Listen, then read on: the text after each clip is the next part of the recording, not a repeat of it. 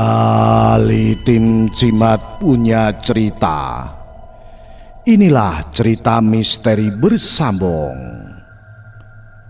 Ngunduh Jiwa. Pesugihan rias pengantin ditulis Restu Wiratmaja. Seri yang ketiga.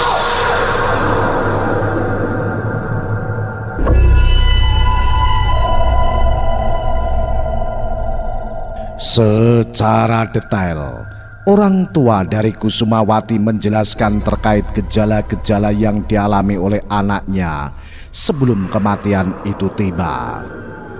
Setiap kejanggalan yang terjadi saat itu, JK dan kedua orang tuanya sudah merasakan hal yang aneh semenjak Wati sering dibawa ke tempat dari salah seorang perias pengantin suruhan dari kedua orang tua Bagus.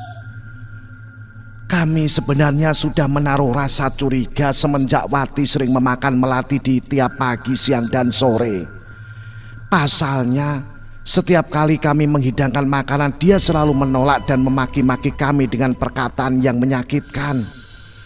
Terlihat dengan jelas raut wajah keseriusan yang ditampakkan oleh kedua orang tua Wati dan juga JK saat menceritakan kejanggalan-kejanggalan yang menimpa kepada Wati sebelum kematiannya. Mereka menceritakan begitu emosional, sampai-sampai air matanya tidak terasa menetes begitu saja karena tidak ada tanggapan dari keluarga Bagus perihal kematian anaknya itu. Bukan hanya itu saja, mereka juga akhirnya diasingkan semenjak Wati meninggal dunia. Keluarga Bagus tidak memberikan apapun kepada keluarganya dan bahkan tidak pernah lagi menengok ke rumahnya semenjak tragedi memilukan itu terjadi. Pak Sumardi dan Ibu Sumi sangat memahami apa yang dirasakan oleh kedua orang tua Wati dan juga JK. Ketidakterimaan yang begitu meledak saat kematian misterius yang menimpa Wati masih menjadi pertanyaan besar. Karena itulah mereka akhirnya mempercayai dengan jelas bahwa hal ini dikarenakan keterkaitan benda-benda yang diberikan si perias pengantin itu kepada Wati sebelum kematian menjemputnya. Sama seperti cerita-cerita warga lainnya yang anak perempuannya menjadi korban. Mereka semua mengalami hal yang sama seperti Wati. Namun apa daya, mereka semua tidak memiliki kekuatan untuk bisa mengungkapkan kebohongan dan kebengisan dari keluarga Bagus terkait dengan praktek ilmu hitam yang dijalankan oleh keluarga besarnya dengan bantuan dari demit pengantin yang disebut-sebut sebagai sosok pembantu dari proses pesugihan yang dilakukannya. Lantas, apakah ibu dan bapak tahu di mana rumah dari perias pengantin itu? Tanya Pak Sumardi. Keduanya hanya menggeleng-gelengkan kepalanya. Mereka benar-benar tidak mengetahui atau bahkan diberitahu oleh orang-orang yang pernah menjadi bagian dari korban keluarga Bagus tersebut. Keberadaan dari si perias pengantin itu masih menjadi misteri. Tidak ada satupun orang yang mengetahui keberadaannya kecuali hanya keluarga dari Bagus dan orang-orang yang nantinya akan dijadikan tumbal.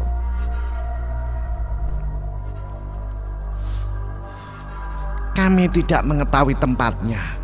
Kalaupun kami tahu, kami sudah membakar jasadnya menjadi abu karena dosa besar yang diperbuatnya, ucap bapak dari Kusumawati ini. Pak Sumardi dan Bu Sumi saling menatap satu sama lain. Sepertinya mereka sudah cukup tahu terkait informasi akan kematian misterius yang terjadi pada setiap para pengantin yang meninggal tepat di hari pernikahannya atau berada di antaranya. Nanti jika ada yang mau menikah, bisa tolong hubungi kami dulu tidak? Sebentar lagi bulan nikah, Bu. Pasti ada beberapa dari mereka yang memakai jasa perias pengantin itu. Jelas orang tua dari Kusumawati.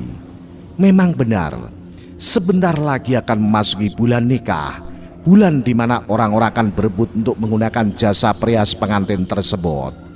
Biasanya orang-orang yang menggunakan jasa perias pengantin yang dimaksud, mereka mendapatkan keuntungan yang lebih besar. Karena itulah sebagian orang yang memang ingin menjadikan bulan nikah sebagai momentum pernikahannya. Mereka tidak terlalu banyak untuk mengeluarkan pengeluaran karena untuk jasa perias pengantin yang dijajakan oleh keluarga Bagus, termasuk jasa pengantin yang paling murah namun memiliki kualitas yang sangat tinggi. Pak Sumardi dan Ibu Sumi akhirnya meminta izin untuk berpamitan. Keduanya juga kembali menyampaikan rasa duka yang begitu dalam terkait 1 tahun kematian dari seorang gadis yang baik hati yang bernama Kusumawati. Pak Sumardi, Bu Sumi, bolehkah kami meminta tolong? Tanya jika adik Kusumawati almarhumah. Silakan Cah Ganteng. Tolong jangan ada korban seperti Mbak Wati lagi. Tolong bongkar kejahatan dari keluarga Bagus. Kami bukan orang yang bergerak di bidang itu, Cah Ganteng. Kami berdua hanyalah seorang petugas yang biasa memandikan jenazah yang diutus oleh desa. Jika itu ada orang lain yang mungkin lebih mumpuni dibandingkan kami. Kalimat itu menjadi penutup. Dari mata JK, Ibu Sumi dan Pak Sumardi menemukan sebuah harapan. Harapan akan terungkapnya kematian yang sudah berlangsung selama 1 tahun lamanya. Namun lagi-lagi sebelum Pak Sumardi dan Ibu Sumi pamit, orang tua dari Kusumawati memberitahu hal penting terkait keberadaan dari si perias pengantin menurut laporan para warga. Tunggu sebentar Bu, Pak. Pak Sumardi dan Ibu Sumi terhenti sejenak. Mereka berdua menunggu kalimat selanjutnya yang akan diucapkan oleh bapak dari almarhumah Kusumawati ini. Kalau tidak salah aku pernah mendengar kabar dari warga sekitar jika Bagus akan menikah dengan salah seorang wanita dari desa sebelah. Mungkin mereka tahu akan tempat tinggal dari tukang rias pengantin tersebut. Lalu, apa yang harus kami lakukan? Tanya Ibu Sumi kepada bapak dari Kusumawati. Maksud saya mungkin saja pernikahannya akan dilaksanakan beberapa hari ke depan. Dan yang aku takutkan wanita tersebut adalah tumbal selanjutnya. Mendengar hal tersebut Ibu Sumi dan Pak Sumardi hanya mengangguk paham. Mereka berdua memang berniat untuk menghentikan hal tersebut. Namun untuk siapa orang yang mampu menghentikannya, Pak Sumardi dan Ibu Sumi akan melakukannya bersama dengan orang-orang yang mumpuni di bidang ini. Sekali lagi saya minta, tolong jangan ada korban yang sama seperti anak saya. Pinta dari Bapak Kusumawati. Ibu dan Pak Sumardi pun mengiyakan apa yang dikatakan oleh orang tua Kusumawati. Terlihat dengan jelas keseriusan dari orang tua Kusumawati sampai-sampai air matanya berjatuhan. Tatkala mendengar kalimat itu seperti memberikan sebuah arti tersirat bahwa luka mereka belum juga kering dimakan waktu. Mereka semua berharap jika kematian dari Kusumawati dapat terungkap dan si pelaku bisa mendapatkan balasan yang setimpal dengan apa yang diperbuatnya.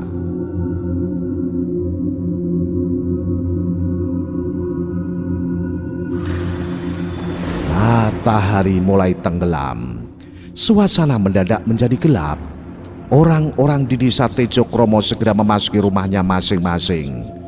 Selama seharian penuh mereka berada di luaran rumah. Akhirnya mereka beristirahat untuk berkumpul bersama dengan keluarganya masing-masing. Besok kita harus ke desa sebelah. Bapak yakin mau ke sana? Jika pelakunya tidak ditemukan, lantas siapa yang akan menghentikannya? Atas kesepakatan dari mereka berdua, akhirnya mereka memutuskan untuk mendatangi desa sebelah pada pagi hari untuk menemui wanita yang nantinya akan dinikahkan oleh Bagus.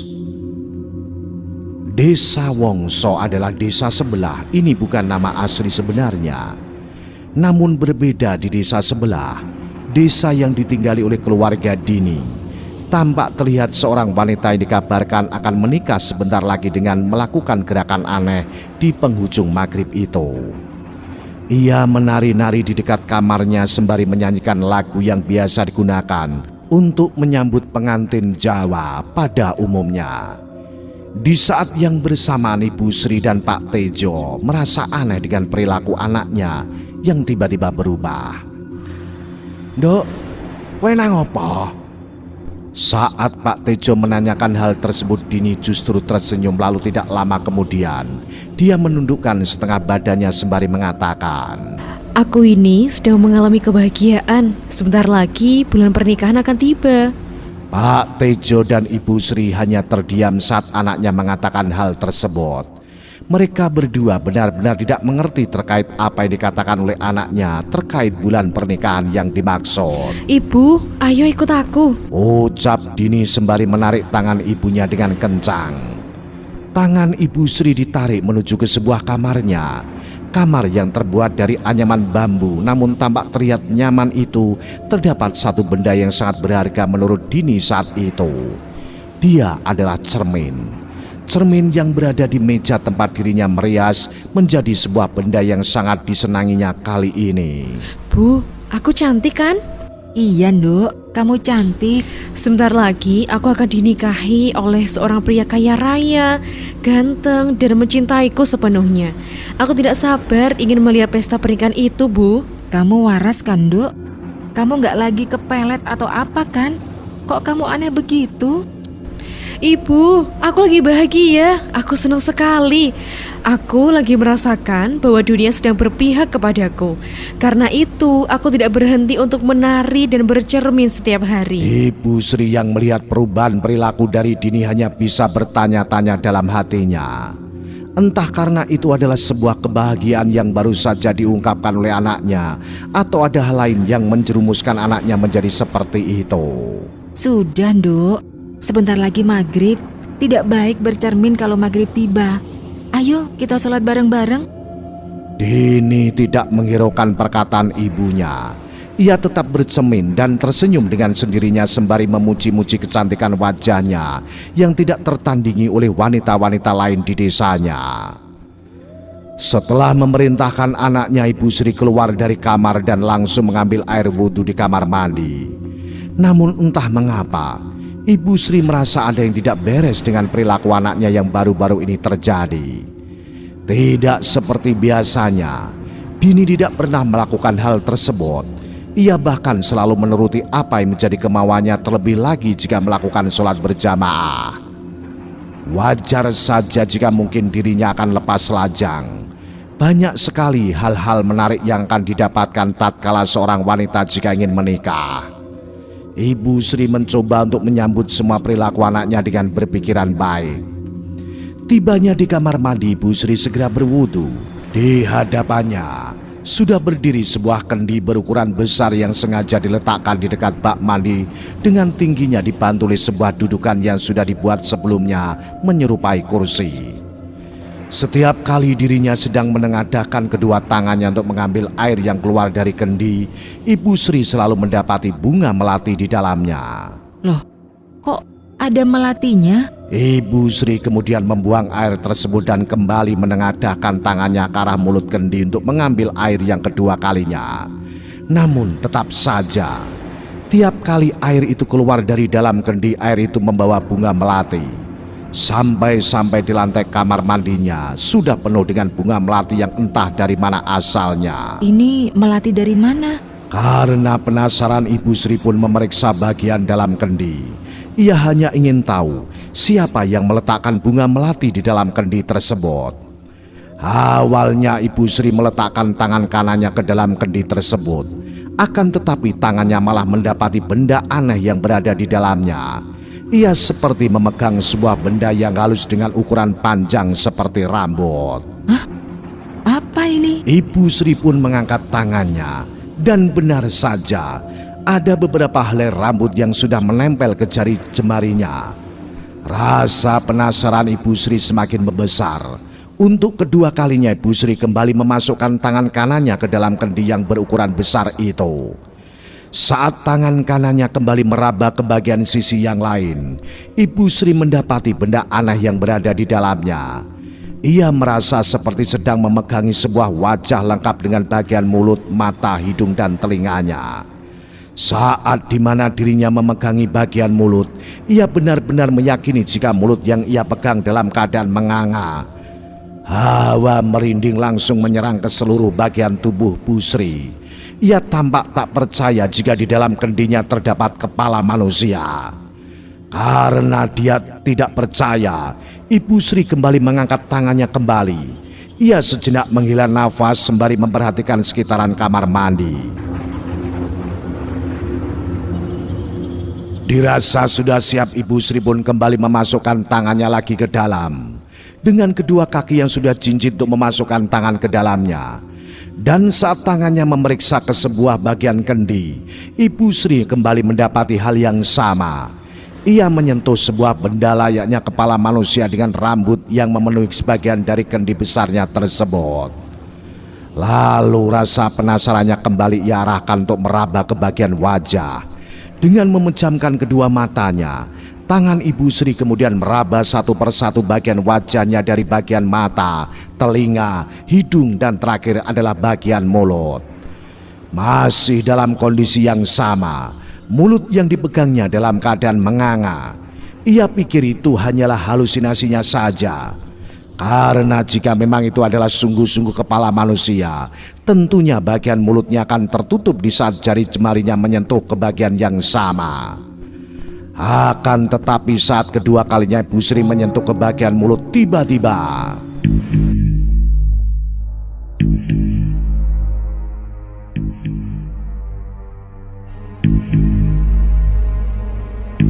kedua tangannya merasakan ada yang berbeda. Di saat dimana dirinya bisa menyentuh bagian lain di mulut tersebut seperti gigi dan yang lainnya, tiba-tiba bagian mulutnya menutup dengan sendirinya.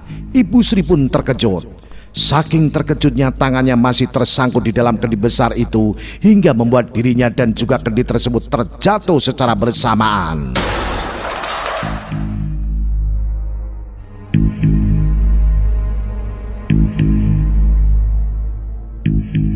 Ibu Sri tertimpa kendi tersebut hingga membuat dirinya terjatuh pingsan di dalam kamar mandi.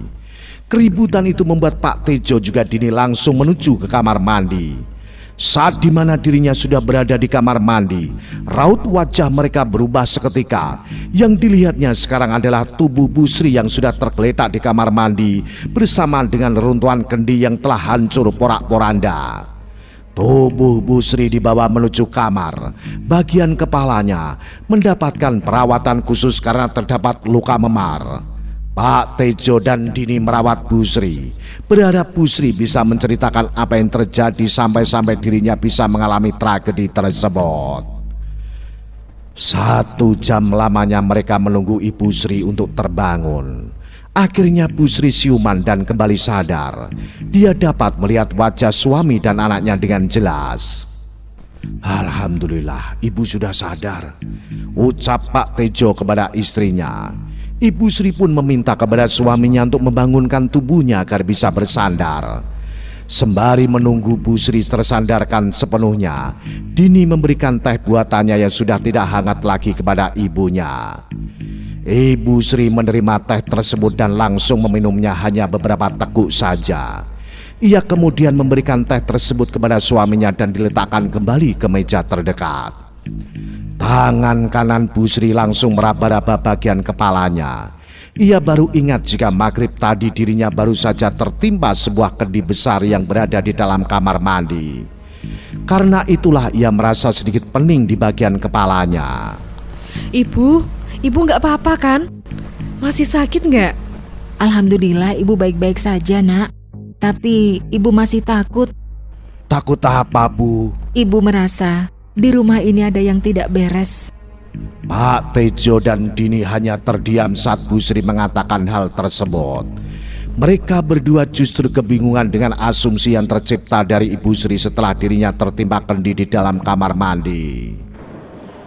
Memangnya tadi pas Ibu di kamar mandi apa yang terjadi? Tanya Pak Tejo. Pertanyaan itu tidak dijawabnya. Ibu Sri lebih memilih untuk membungkam dan tidak ingin mengatakan kepada suaminya. Ia hanya takut jika apa yang terjadi kepada dirinya hanyalah perasaan pribadinya saja. Hanya saja dirinya menjadi trauma. Dia mengalami trauma berat dengan bebauan melati yang ada di rumahnya. Pasalnya tiap kali dirinya mencium bebauan melati, Bu Sri akan mendapati hal-hal aneh yang berada di luar kendali dirinya dan di luar kebiasaan yang pernah dirasakannya selama bertahun-tahun berada di rumah.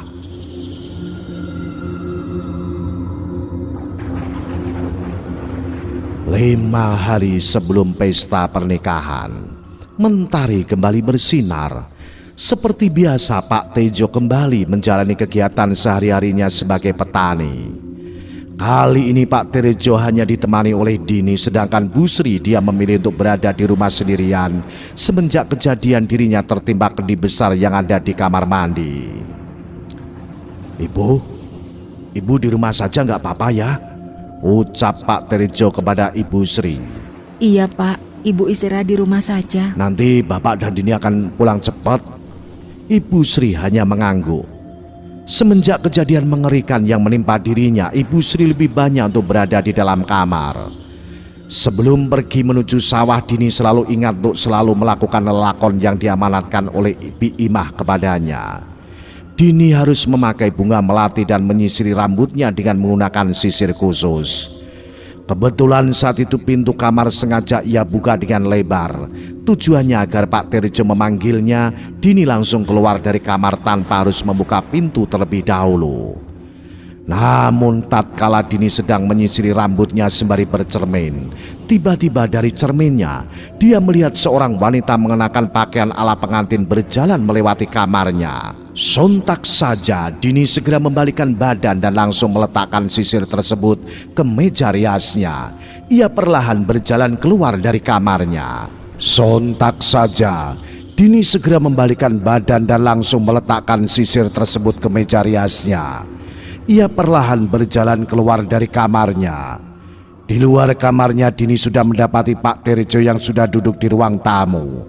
Karena penasaran, Dini pun bertanya kepada bapaknya. Pak, tadi ada yang lewatin kamar aku ya? Nggak ada kok. Bapak dari tadi nungguin kamu di sini nggak ada orang lewat. Orang ibu kamu juga ada di kamar. Dini hanya terdiam. Ia kembali menengok ke arah belakang yang mana tepatnya berada di sekitaran kamar mandi. Bulu kuduk Dini merinding seketika. Dia merasa ada yang aneh di dalam rumahnya. Entah karena perasaan dirinya saja atau memang ada yang lain. Karena Pak Tejo sudah menunggunya, Dini pun langsung bersiap-siap dan merapikan semua peralatan yang diberikan oleh Bi Imah. Selama Pak Tejo dan Dini berada di sawah, Ibu Sri berada di rumah seorang diri. Dia tidak berani untuk keluar dari kamarnya semenjak kejadian tersebut. Terlebih lagi beberapa kejanggalan aneh yang dirasakannya benar-benar terasa begitu pekat. Dan benar saja, dari luaran kamar Ibu Sri mendengar suara wanita sedang bernyanyi menggunakan bahasa Jawa. Tubuh Ibu Sri bergetar saat mendengar suara nyanyian itu. Dia menyadari bahwa di rumahnya hanya seorang diri. Nah, apa yang akan terjadi kemudian? Ikuti terus cerita misteri Ngunduh Jiwo seri selanjutnya. Salam Jimatres, salam satu misteri. Au.